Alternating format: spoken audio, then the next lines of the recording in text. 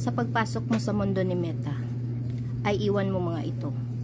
Kung gusto mo magtatagumpay bilang isang content creator or vlogger, unang-una, bawal ang shy, bawal ang mahiyain. Walang magandang resulta ang mahiyain. Ipapakita mo kung anong meron ka at kung ano ang kaya mong iambag sa mundo ni Meta. Pangalawa, bawal ang tamad o lazy. Sa anumang espiritu ng buhay, hindi magandang practice ang tamad.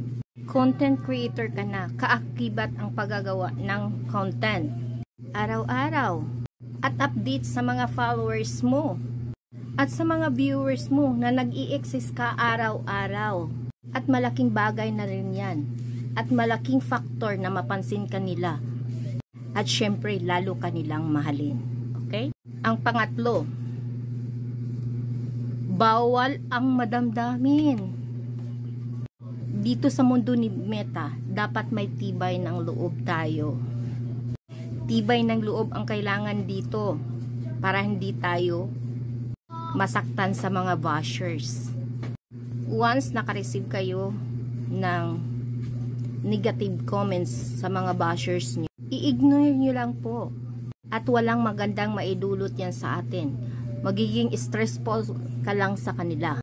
Ang dala nila sa atin, stressful lang po. Dito sa mundo ni Meta, enjoy lang ang lahat. Huwag mong dibdibin. Huwag mahiyain. Dapat makapal yung mukha natin dito. At ayun lang.